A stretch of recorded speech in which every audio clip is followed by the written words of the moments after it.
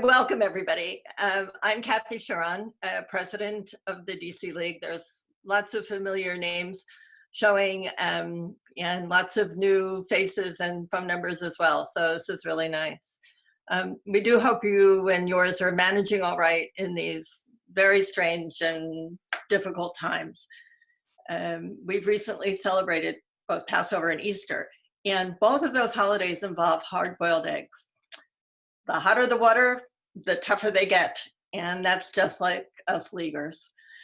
We're not letting this virus get in the way of doing our work. We're just not going to let that happen. So we're hosting this webinar to give visibility and voice to the challenges we face as US citizens living in our nation's capital. So Jess will talk a little bit about how we're going to work this and introduce the next segment. Hi, everybody. My name is Jessica Bennett. I am one of the vice presidents of the DC League of Women Voters. And just a few notes on process and how we're going to run this. We aren't using the technical webinar platform, so we do ask that folks try to keep themselves muted when possible, just so that people can hear who is speaking. On a broader point, we will be recording today's webinar and then sharing this widely with folks who weren't able to attend today. So if you prefer your voice or face not be on a recording, please make those adjustments to your own settings as you can. In terms of questions, we're going to ask that you use the chat box to submit questions for the panelists. And that way we make sure we get all of the questions, we can kind of match them to the flow of conversation, and really just ensure that we can hear you, you can hear us, that we're able to kind of repeat them aloud for any folks who joined by phone. A few other notes on how Zoom works. So there are two ways you can view the presentation. You can view with speaker view, which basically means whoever's talking is really big and other faces are very small. Or you can watch in gallery view, and both of these settings are just in the top right corner of your screen. Gallery view is that Brady Bunch style of faces or names kind of set up. So that preference is up to you, and we just wanted to kind of remind you of that. If you're having any technical difficulties during the meeting, please feel free to just put it in the chat box and I will try to manage that as best I can. And I think that's all for my portion for right now. So I'm our cruise director and I'm going to turn it back over to Kathy. Great, thanks. If you'd like, in the chat box, tell us where you're from. I know there are several Washingtonians here, but there are names I know that are in other places. So it'd be fun for us to know where you're all tuning in from, or whatever the right, zooming in from. I'm sure you know these basic facts about Congress, but I just want to review. Each state, has 2 senators, and each congressional district represents an average of 700,000 people. When bills come before the Senate, there are 2 people standing up and speaking for you. Even if their motivation is merely to get reelected, their obligation is to vote in your best interest.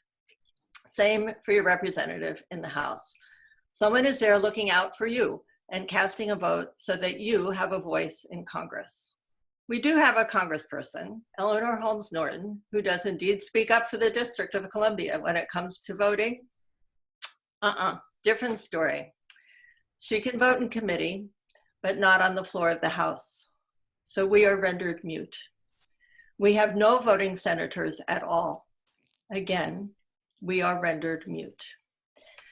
We're 712,000 residents. So if we were a state, we'd be 49th in population, ahead of Wyoming and Vermont, and we're closing in on Alaska and North Dakota. We serve in the military just like everyone else. And normally, tonight, we'd all be finishing up our tax returns, trying to get them into the mail first thing tomorrow morning. So it's good timing for me to tell you that residents of Washington, D.C. pay more federal tax than others do in 22 states. Senate Republicans and the White House deliberately chose to treat the district as a territory in the third coronavirus response bill, even though the district is almost always treated as a state for federal funding because the district, unlike the territories, pays federal taxes as do the states. We had no one to speak up for us on the floor of the Senate.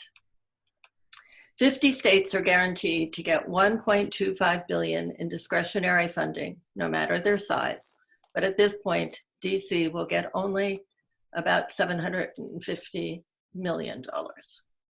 So to paraphrase Shakespeare, hath not a DC resident fed with the same food, hurt with the same weapons, subject to the same diseases, healed by the same means as every other US resident is?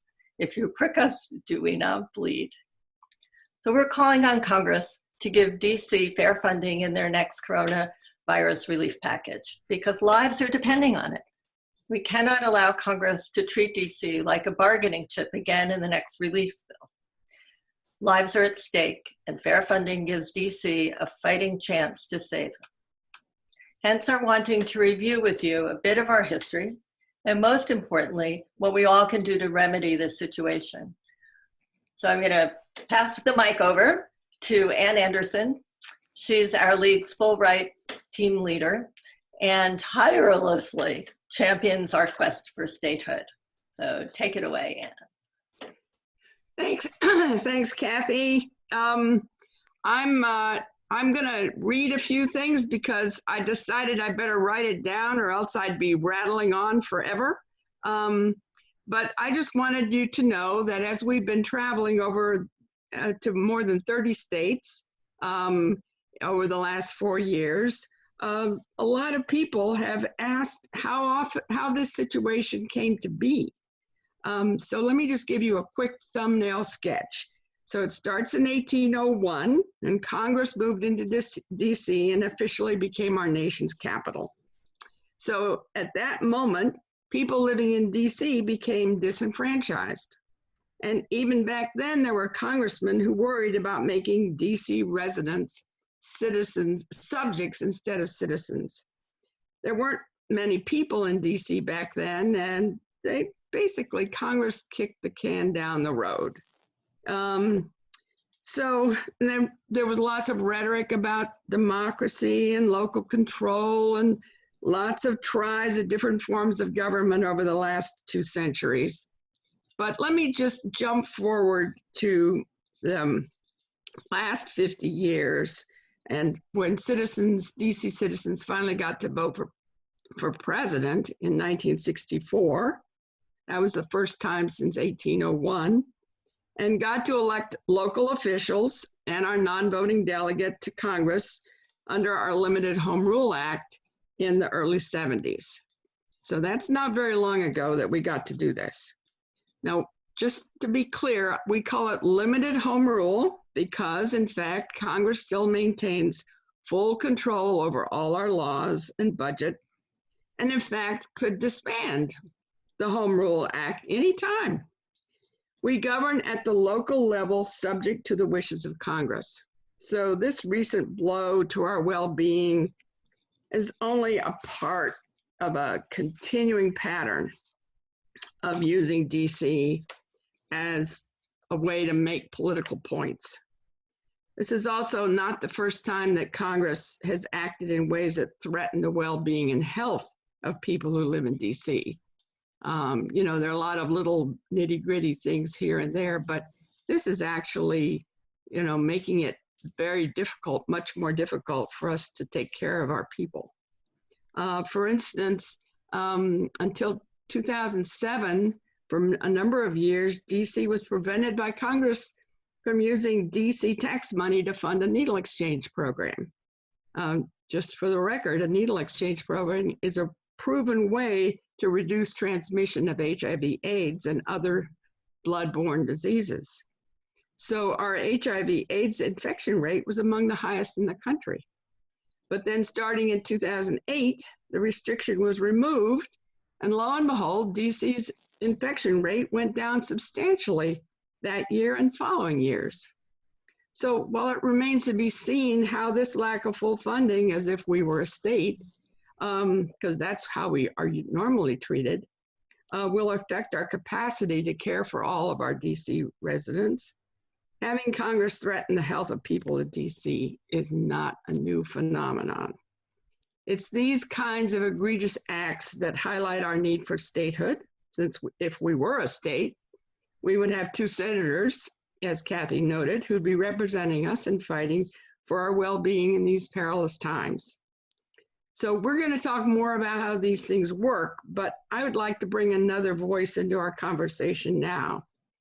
Josh Birch is one of the founders of Neighbors United for DC Statehood and has been working on talking to senators about the need for statehood for the residential and commercial parts of DC. So he's got kids to get to bed, so he can't be with us long. So welcome, Josh, and please come up, weigh in. Thanks, Ann, and thank everybody for joining us on a Tuesday night. All the days sort of blend together, so I actually had to think about that. I also want to point out that I'm a longtime League of Women Voters member too. So long time runs in my family. So I'm really happy to be here. And as Ann mentioned, my group it started out of our Neighborhood Civic Association in Northeast DC, the Brookland Neighborhood Civic Association. And it sort of grew across the city sort of organically of more DC residents wanting to be involved in the statehood fight to do something to help push the cause forward. And we partnered with the League of Women Voters, we partnered with groups like DC Vote to travel around the country and talk with people about why we want to be a state. But the one thing that we really need is people in the states to talk to your senators and members of Congress. When we started our work advocating on the Hill in 2014, there wasn't even or on the Senate side, or in 2009, sorry, we were advocating for statehood. But in 2011, when we really started our work, there was one co-sponsor on the DC Statehood Bill in the House. And there wasn't even a Senate bill for statehood in 2011. And so we were knocking on doors, talking with representatives, and then we started talking with senators as well. And in late 2012, Senator Joe Lieberman of Connecticut introduced the statehood bill on December 4th, right before he retired. So that was the first time in 18 years that there was a statehood bill in the United States Senate. And so that was at the very end of 2012. There were 3 co-sponsors on that bill, so 4 senators total on the statehood bill in the Senate in 2012. Through our work, the work of a lot of other groups in DC, and through the work of people in the states on the DC statehood bill in the US Senate. And that's really important, but it's not enough. And my video stopped, but provided you all can still hear me, I'll just keep yapping. And so one of the things that we're trying to do is increase the number of co-sponsors on the bill, because we want to make sure that Senate leadership, when the right time comes, Senate leadership is able to pass the statehood bill. So we can't stop at 36, we need to get to 51, if we can get to 60 even senators. And I'm not going to name names, but I saw that there were people from Arizona, Michigan, and Nevada on this webinar. And some of your senators need to step up and support DC statehood openly, They also are senators that didn't sign on to a letter saying DC deserved equal funding in the coronavirus relief bill. So those are some key states where we really could have, if we had some good citizens calling their senators, contacting them, not only could we get equal funding for the district in the short term in terms of corona relief, but we also could work to get them as co-sponsors of the DC Statehood Bill.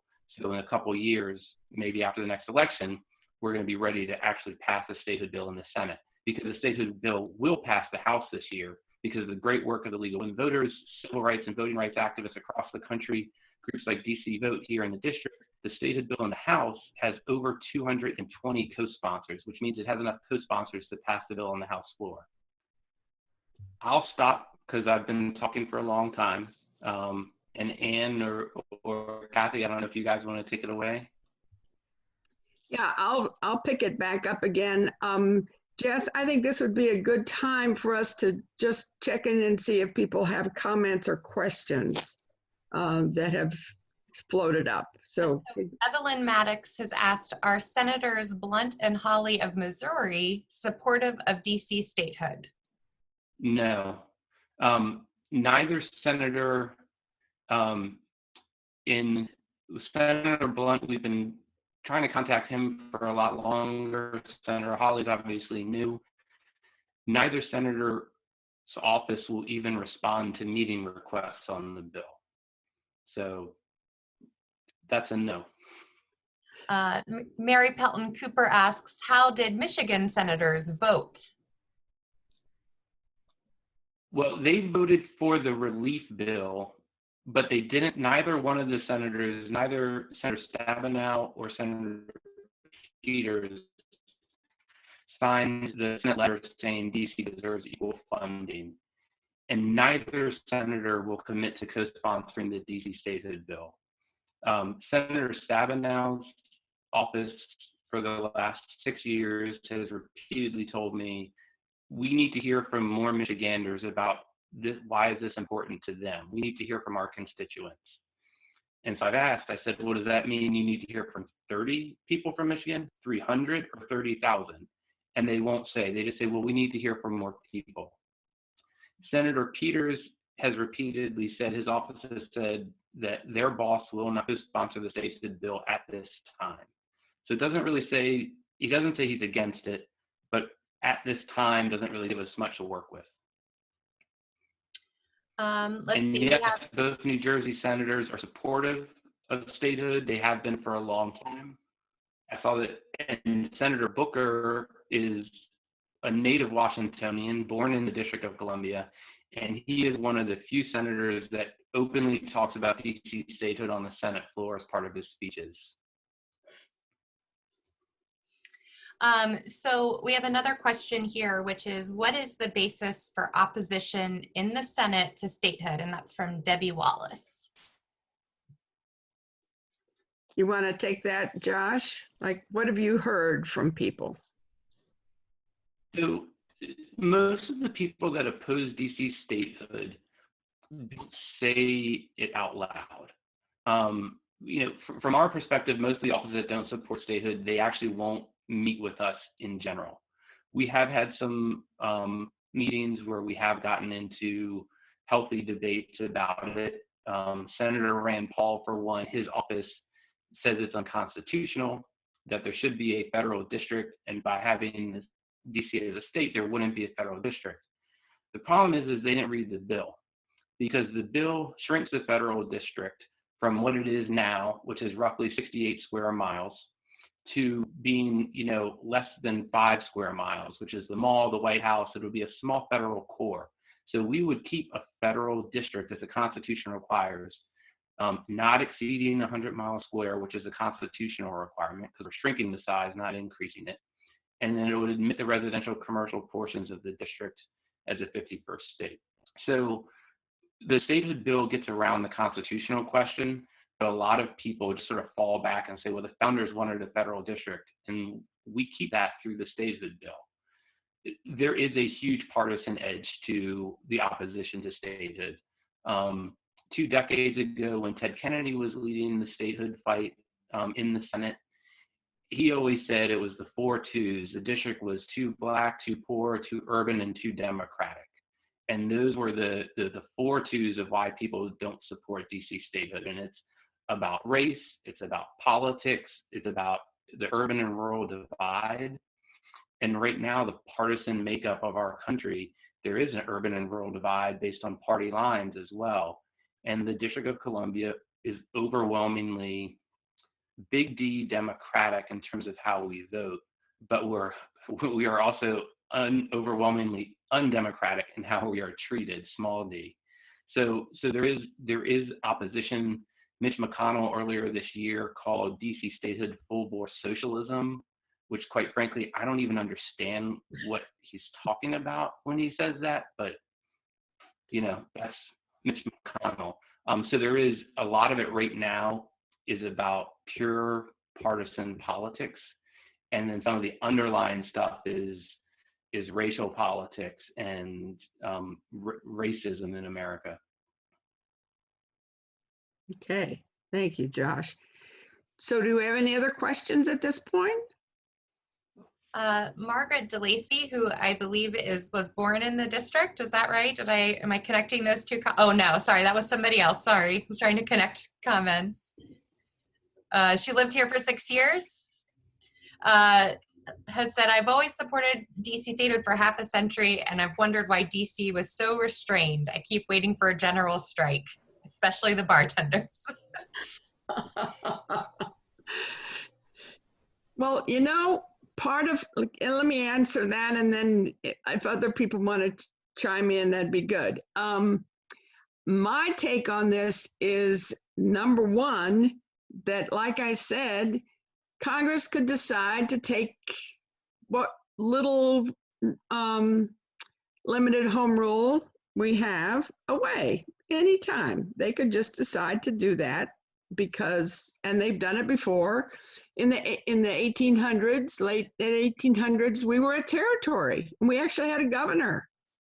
And they actually got pretty scared of that and just disbanded it all and put in the 3 commissioner system, which lasted for about 100 years. So, part of it is, I think, a colonial mentality, as in we always have to keep looking over our shoulder to see what and who is going to do what to us next. So I think it's really important for us to understand that we could have a general strike, but then how do you come away from that? Or what is it that we want to have happen next? And would that really make enough of a splash in the Congress, which is the one that has the space and time and authority to make it different? And so I think it's really an issue of what are our best strategies and tactics. So, Josh, you want to say anything else? I'm aware that we're coming up on your cutoff time, so let me give you any more if you want to say anything else here. No, I'm good. I'm happy to answer any more if there's any questions. Okay.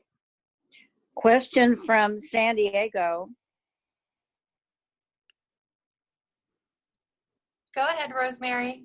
Okay, I don't know. I don't see my picture on here, but I don't know how to get it on. Anyway, I was a charter member of the DC Statehood Party in the late 60s, 1970. Julius Hobson organized it, and the leadership, Josephine Butler and Hilda Mason. Maybe some of you remember that if you're old timers there. Okay.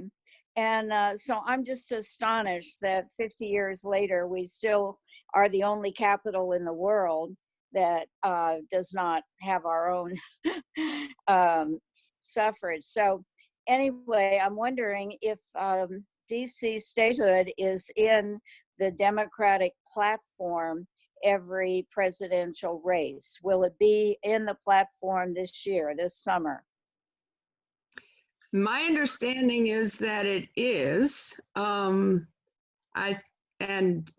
just to be very clear, since since the League of Women Voters is a nonpartisan organization, I will also tell you that it is not in the Republican Party, so that we know that those two things. Of course, the Statehood Party, the DC Statehood Green Party, has it.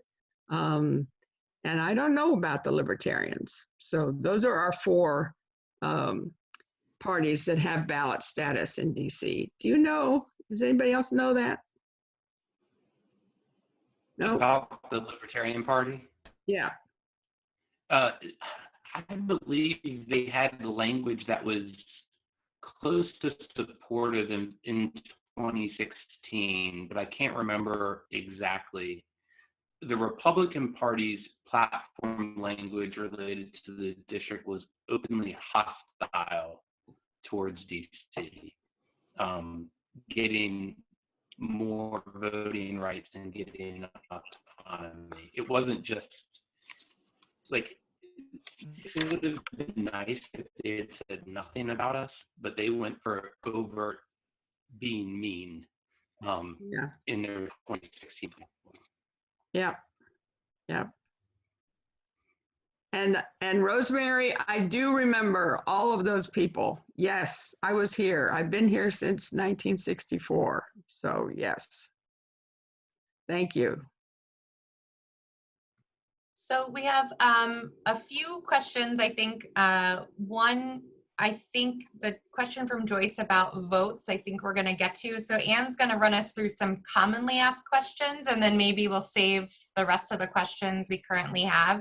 We're going to making sure we get through those most frequent questions, and then some of the strategy questions. I think it's helpful for to hear from you all and get ideas of strategies. I don't know that we could speak to the legality or influence of any and all of those. That's not necessarily our bailiwick, but I think it's helpful for us to hear your ideas in the chat or in the group about what you think we could do to raise the profile of our issues. Yep. And so Josh, let us let you off the hook and say hi to Karina. And thank you very much. All right. Thank you guys. Have a great night. All right, take care. So I wanted to spend a little bit more time on exactly how statehood would work, because a lot of people don't understand that. And Josh did a good job of describing how, in fact, it would be reduced, that the federal district would be reduced. Jess, do you have a picture of that map? Maybe we could just put it up briefly so that people, because I don't want to disappear anybody, but you know, we're still going to have a federal district. And so people should not be worried. We are actually still going to have a nation's capital that will look like our nation's capital. It just won't include my backyard, which would be really nice. And so that's one of the things that really people get really worried about. But those of us who live in the current district, then we'd live in a state where we'd get to decide how big our fire stations are and where we want to locate dog parks, how much we want to spend on our education and other such local issues, all of which have on occasion taken up time on the floor of Congress. So do you see how right there in the middle, that's the part that would be the federal district. And all the west around where 700,000 plus of us live would be the new state. So there's another suggestion that I want to be very clear about. And that is maybe we should go back to Maryland. A lot of people ask about that. Well, no state of the union can have its boundaries changed without their consent. So Maryland would have to want us.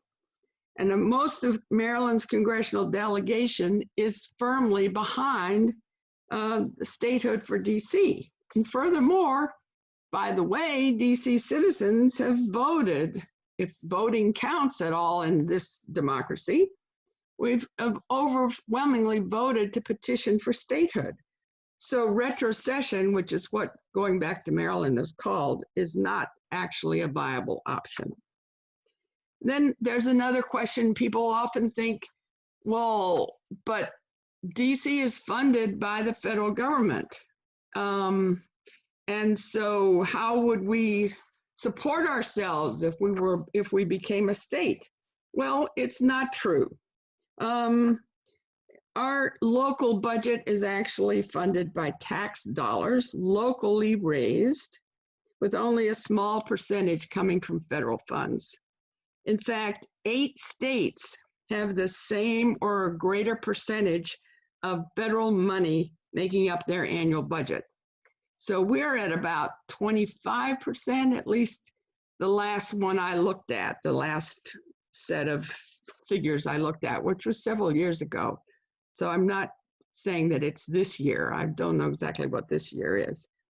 But for instance, Mississippi, in that same chart, was the highest percentage, and they were at 40%, 40.9%, I think. So at 25, we are right on par with several other states. You know, how do we get federal funds? Well, it's mostly through block grants, like for Medicaid or transportation, those kinds of things that the federal government dispenses to all the states and the District of Columbia. And just to be interested to say one more thing about funding, but not to get down in the weeds too much. When we become a state, we'll have to take back our Justice Department from the federal government, which is currently running it. And so that's a lot of money. But when we become a state, we also get to organize ourselves so that those people who work in DC would pay taxes in DC. Right now, if you live in Maryland or West Virginia or Virginia or even Delaware, some people come in from Delaware, when you go back home, you pay taxes in the state. We're not allowed to tax people who work here and work elsewhere, who work here and live elsewhere.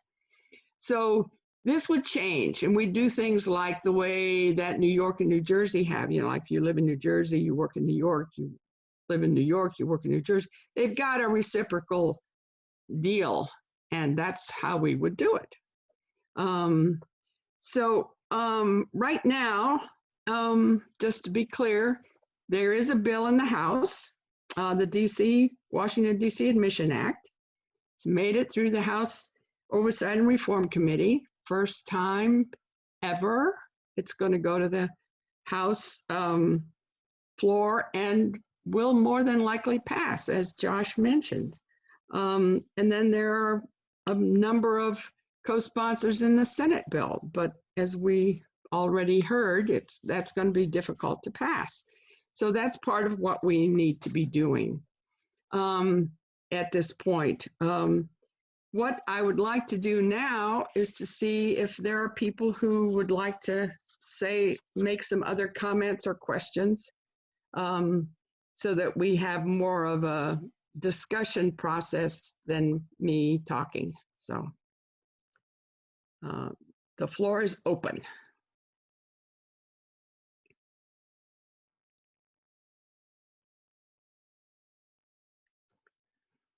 I'm wondering whether people are interested in knowing what they could do, because it does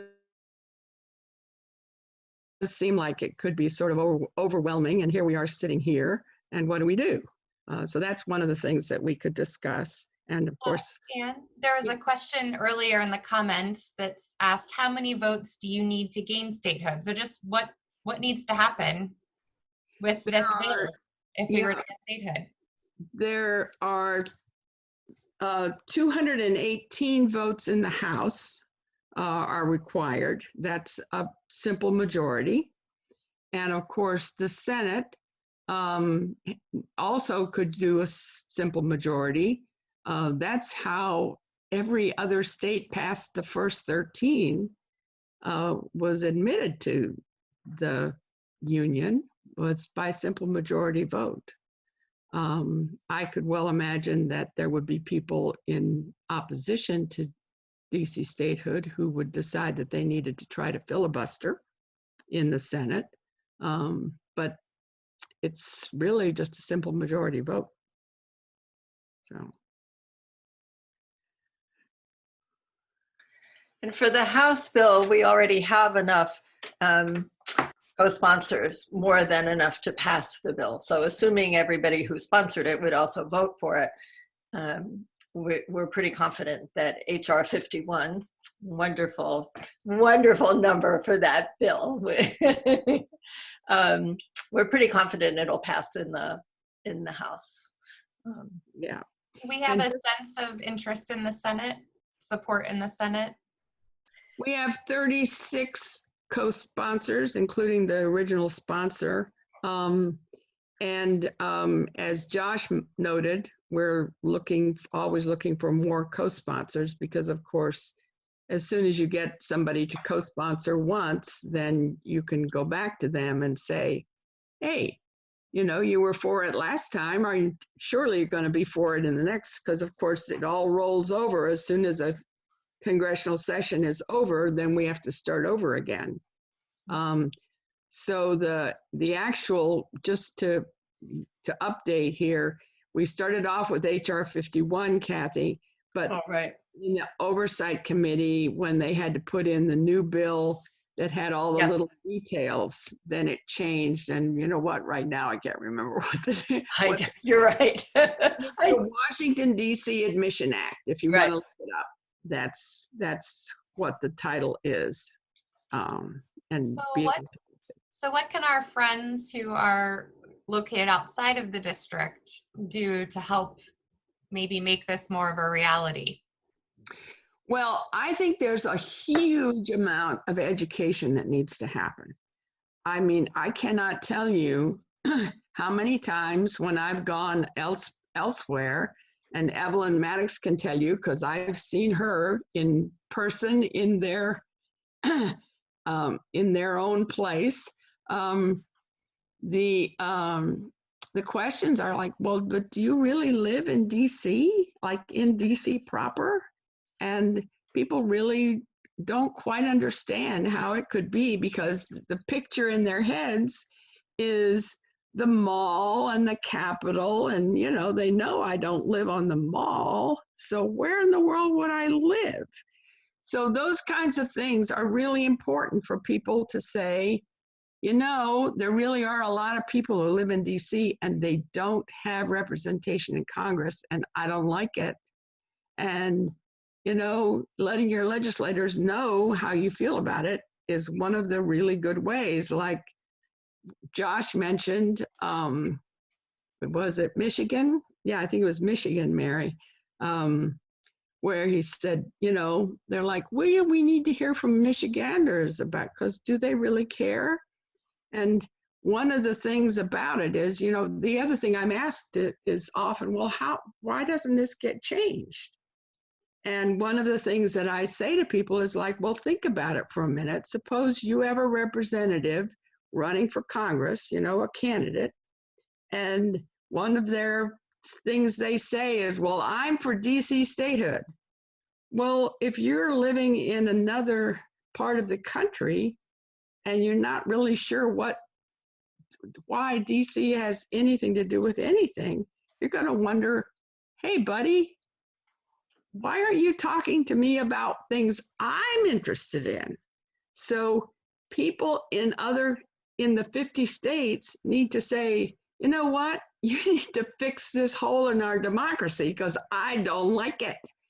And that's when, and if you can do this for us, that would be fabulous. And then candidates can start listening and can start discussing this because their constituents are interested in making this right. So that's one of the things. There's another, let's see, I'm seeing, are there any graphics that are available from the league? Oh, yes. We have a DC Statehood toolkit. We'll, at the end of this, we'll put up a piece of paper that says, that has all the information on it. We'll also share it with you via email so that you don't have to write down web addresses by hand, because Zoom has prevented us from sharing links and chat easily because of malicious actors. So we just need to, so if you, we will not sign you up for all of our email lists. We will send you an email with this information, and we'll give you a link to join our future email list if you would so choose. So. Great, thank you, Jess. Yes, there are